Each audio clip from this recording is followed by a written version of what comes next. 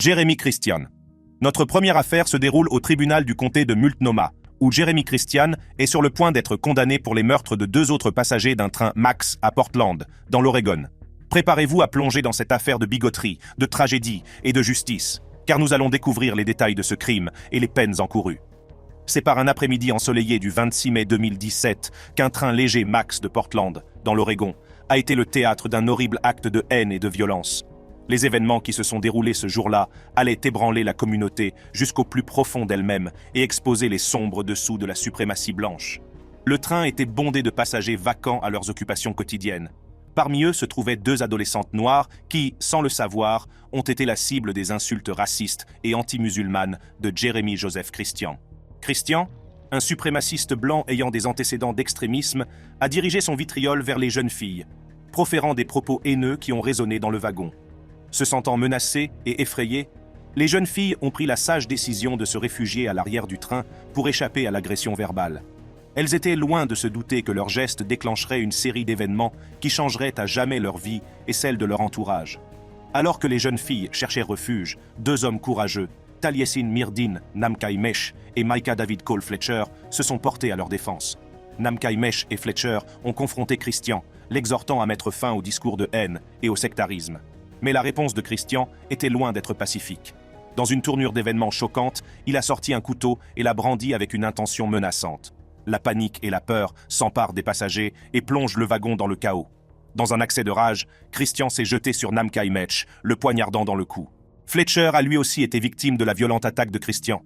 Et tragiquement, un autre passager, Ricky John Best, qui avait tenté de s'interposer, a lui aussi été poignardé. Le wagon est devenu le théâtre d'une horreur inimaginable. Au milieu du chaos, Christian a saisi l'occasion de s'échapper. Il s'est enfui, laissant derrière lui une traînée de dévastation et des vies brisées. La police a rapidement été alertée de la situation et a lancé une chasse à l'homme pour appréhender Christian. Les autorités ont fini par le rattraper et l'ont placé en garde à vue. Malheureusement, Ricky Best et Namkai Mesh ont succombé à leurs blessures par arme blanche. L'attaque du train Max a provoqué une onde de choc au sein de la communauté, mais elle a également rapproché les gens. L'attaque a attiré l'attention du pays, des politiciens, des groupes de défense des droits civiques et des citoyens ordinaires, condamnant l'acte de violence et appelant à la justice. L'incident est devenu un cri de ralliement pour affronter les problèmes profondément enracinés des discours de haine, du racisme et de l'islamophobie qui rongent notre société. Le procès de Jeremy Joseph Christian a passionné la nation, la communauté cherchant à obtenir justice pour les vies perdues et les blessures infligées en ce jour fatidique. Des témoins ont raconté à la barre les événements horribles qui se sont déroulés dans le train Max. Micah David Cole Fletcher, l'un des survivants, a courageusement partagé son expérience éprouvante, fournissant un témoignage crucial qui aiderait à reconstituer la séquence des événements. Les familles des victimes, Taliesin Namkai Mesh et Ricky John Best, ont fait des déclarations émouvantes, leurs voix remplies de chagrin et de colère. Elles ont parlé de la perte profonde qu'elles ont subie et du vide laissé par l'absence de leurs proches. Après un examen minutieux des preuves et des déclarations d'impact, Cheryl Albrecht, juge du circuit du comté de Multnomah, a rendu son verdict. Elle a déclaré Jeremy Joseph Christian coupable de tous les chefs d'accusation, ne laissant aucune place au doute ou à la clémence. La salle d'audience est devenue silencieuse lorsque la juge Albrecht a prononcé la sentence. Jeremy Joseph Christian a été condamné à 2 peines consécutives d'emprisonnement à perpétuité et passera le reste de sa vie en prison sans aucune chance de sortir. Malheureusement, Christian n'a pas bien réagi à sa condamnation et a eu un accès de colère dramatique au tribunal, ne montrant aucun remords pour ses actes. Edgar Ray Killen. Prenez place au tribunal de district du comté de Neshoba où un ancien membre du Ku Klux Klan est sur le point d'être condamné. Edgar Ray Killen a orchestré les meurtres choquants de 3 militants des droits civiques pendant l'été de la liberté en 1964. Préparez-vous à découvrir l'histoire de l'implication de Killen dans le KKK et les événements qui ont conduit à la mort tragique de James Chaney, Andrew Goodman et Michael Schwerner, ainsi qu'à explorer son procès et sa condamnation. Dans la petite ville de Philadelphie, dans le Mississippi, un homme nommé Edgar Ray Killen est né le 17 janvier 1925.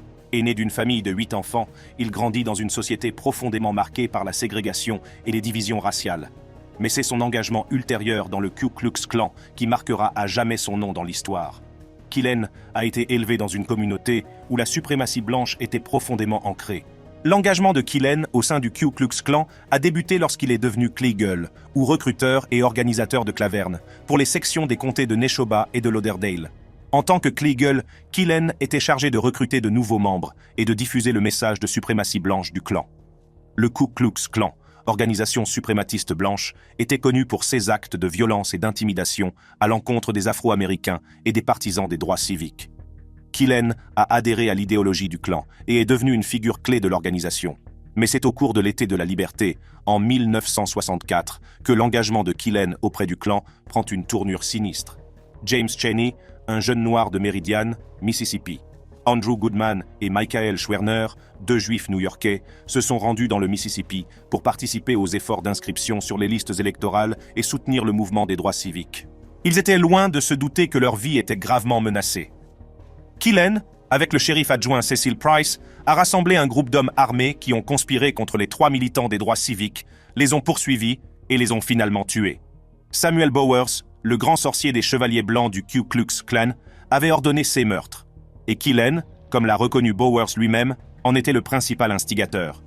À l'époque, l'État du Mississippi n'a guère fait d'efforts pour poursuivre les responsables de ces meurtres.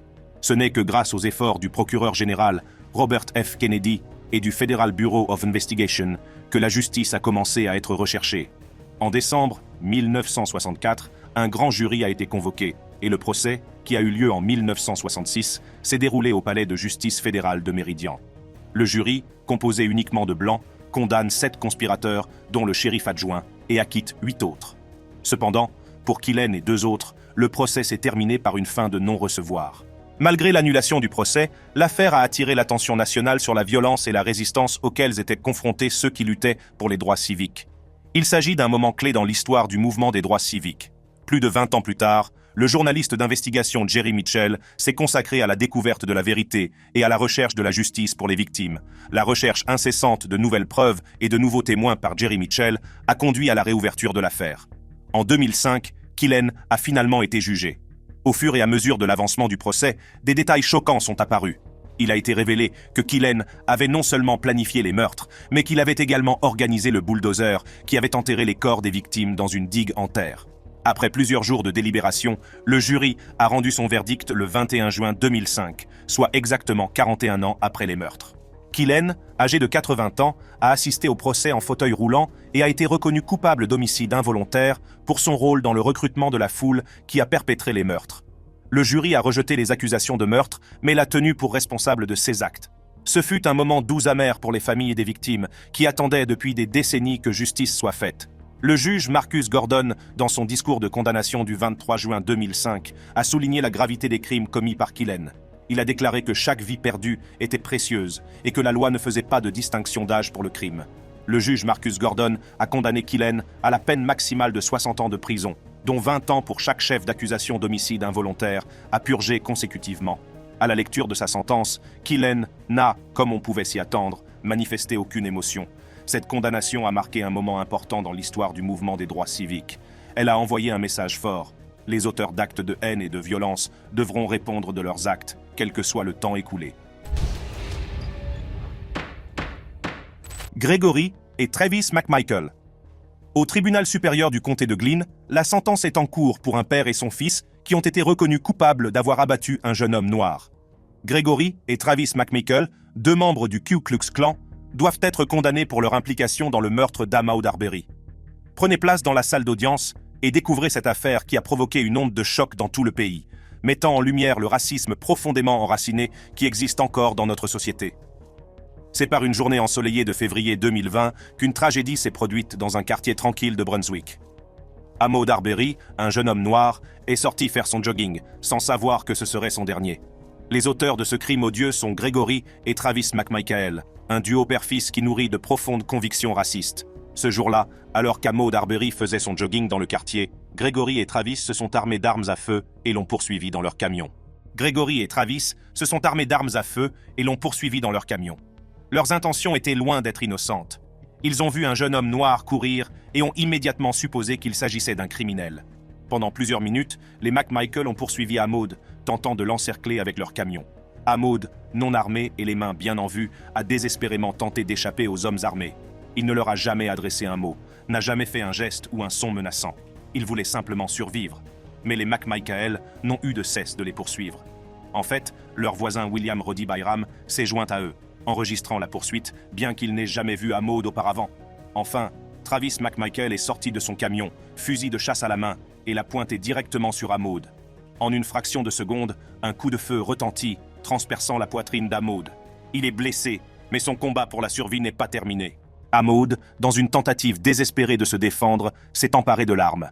Une lutte s'engage et Travis tire 2 autres coups de feu sur Maud. Ce dernier a fait quelques pas en trébuchant et est tombé la tête la première sur le trottoir, où il a rendu son dernier souffle.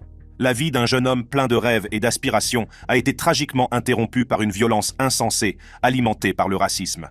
Après les événements effrayants qui ont coûté la vie à Ahmaud Arbery, la nation a exigé que justice soit faite. Le procès de Gregory et Travis McMichael a mis en lumière le racisme profondément ancré qui a alimenté leurs actions et la nécessité de rendre des comptes. En février 2022, le procès s'est ouvert et les preuves présentées ont été tout simplement choquantes. L'accusation a brossé un tableau clair des convictions racistes des McMichael et des hypothèses qu'ils ont formulées à propos d'Maud sur la seule base de sa race. Les commentaires de Travis McMichael sur les réseaux sociaux et les SMS qu'il a envoyés à ses amis ont été mis au jour, révélant son animosité raciale à l'égard des Noirs. Il les décrivait comme des sauvages sous-humains et exprimait le désir de les voir blessés ou tués.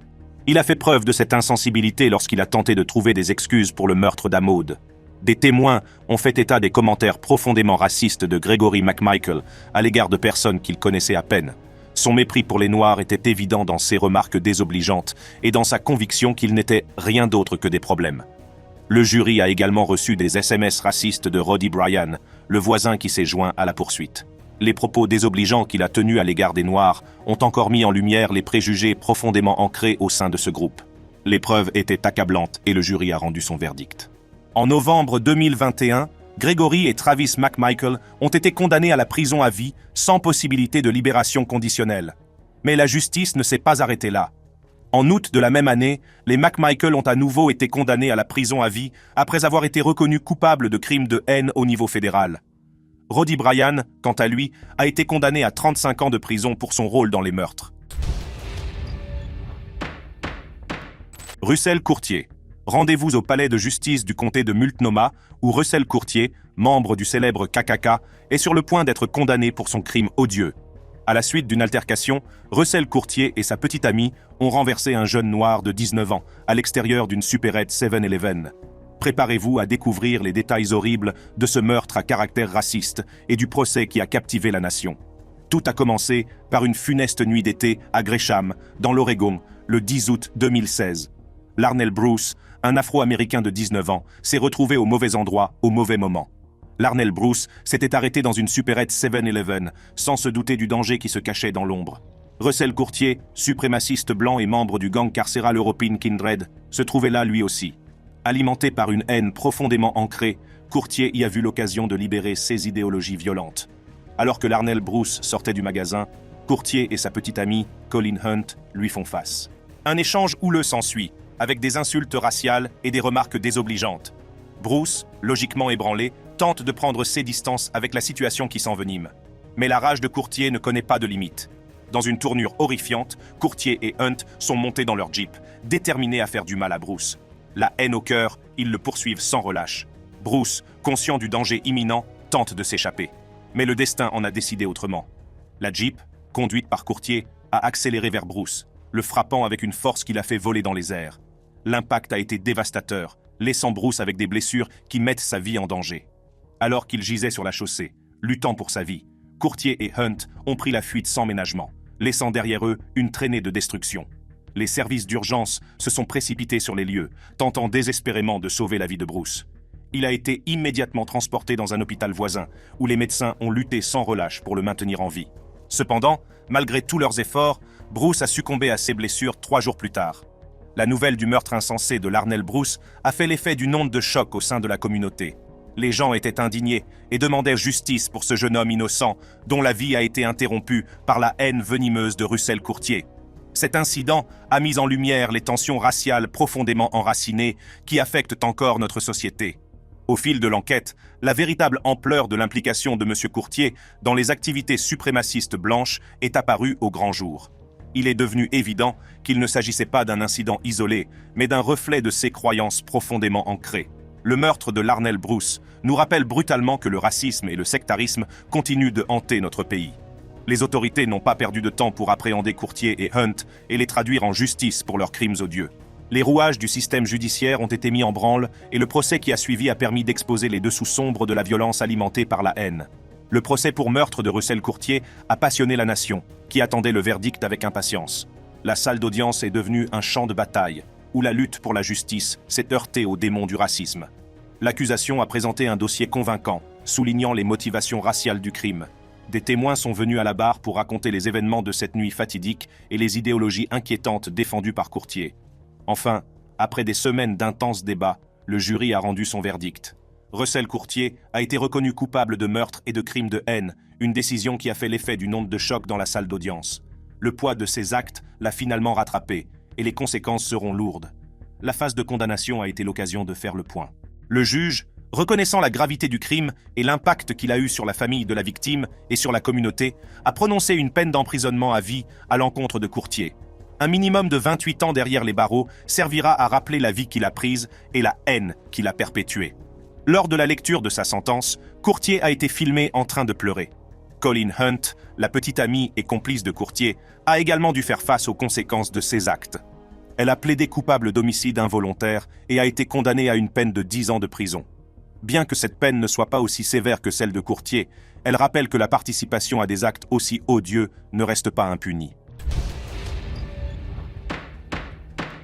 Peyton Gendron. Prenez place au tribunal du comté d'Erie, où Peyton Gendron, 19 ans, est sur le point d'être condamné pour un crime qui a bouleversé la nation lorsqu'il a fait la une des journaux. Le nom de Peyton Gendron est devenu synonyme de haine et de violence, car il a perpétré une fusillade de masse à caractère raciste dans un supermarché de Buffalo, dans l'État de New York. L'acte odieux de ce suprémaciste blanc a coûté la vie à 10 Afro-Américains innocents et en a blessé 3 autres. Préparez-vous à découvrir les détails choquants du crime de Gendron, de son procès et de la sentence finale qui a laissé la nation incrédule. Le 14 mai 2022, à Buffalo, dans l'État de New York, les habitants étaient loin de se douter que cette journée resterait à jamais gravée dans leur mémoire comme l'une des plus sombres de l'histoire de la ville. Au cours de la matinée, Peyton Gendron, 18 ans, Peyton Gendron, un suprémaciste blanc de 18 ans, se préparait à commettre un acte de violence odieux qui allait choquer la nation. Peyton Gendron était habité par une haine profonde et une idéologie raciste, alimentée par son affiliation au KKK. Ses croyances extrémistes étaient ancrées dans la dangereuse et infondée théorie du complot du grand remplacement, selon laquelle les Blancs sont systématiquement remplacés par des personnes non blanches. Cette idéologie toxique s'était emparée de l'esprit de Gendron, le poussant à commettre un acte de terrorisme intérieur et un crime de haine qui laisserait une cicatrice durable dans la communauté de Buffalo. Les événements qui ont précédé ce jour fatidique ont été marqués par une planification méticuleuse et une inquiétante obsession de la violence. Gendron avait passé des mois à préparer son attaque, à rechercher méticuleusement ses cibles et à acquérir les armes nécessaires à la réalisation de son sinistre projet.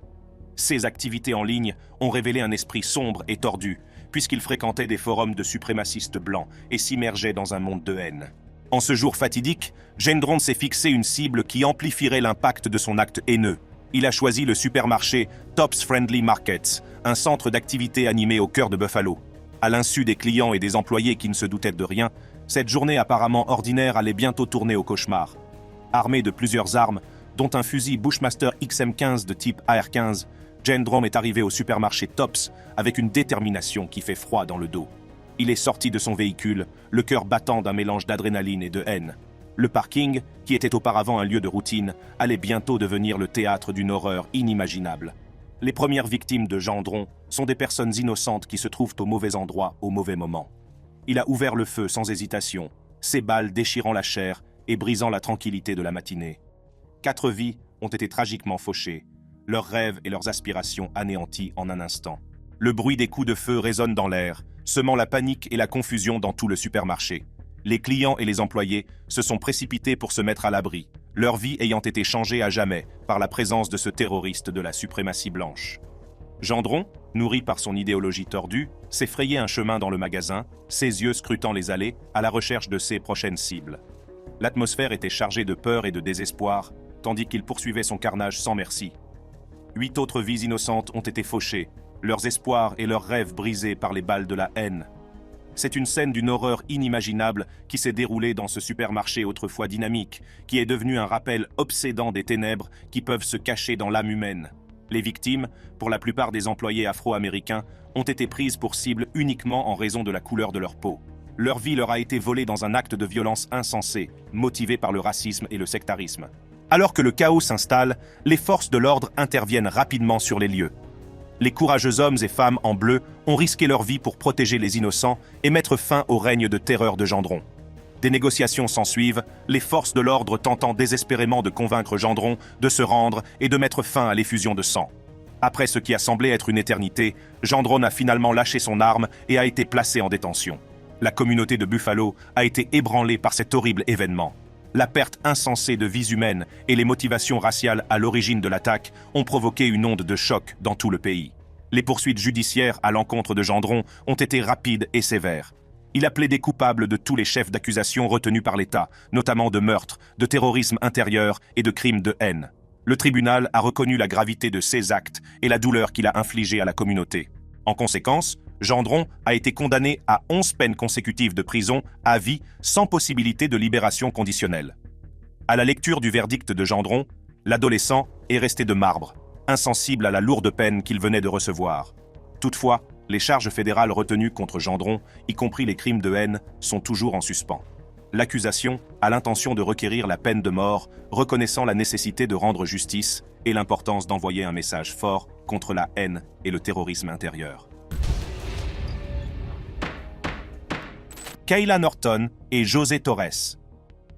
Notre dernière affaire se déroule au tribunal du comté supérieur de Douglas, où Kayla Norton et José Torres, 2 suprémacistes blancs, sont sur le point d'être condamnés pour les crimes choquants qu'ils ont commis. Norton et Torres, qui faisaient partie d'un gang de suprémacistes blancs appelé Respect the Flag, s'en prenaient aux Afro-Américains par des railleries et des menaces racistes. Leurs actes ont dégénéré lorsqu'ils ont perturbé la fête d'anniversaire d'un enfant noir de 8 ans, en agitant des drapeaux confédérés, en criant des insultes racistes et en proférant des menaces armées.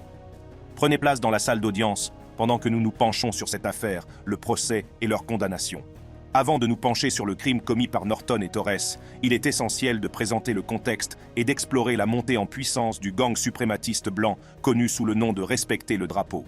Ce groupe, auquel Kayla Norton et José Torres faisaient partie, a répandu la peur et la haine dans leur communauté par des railleries et des menaces racistes.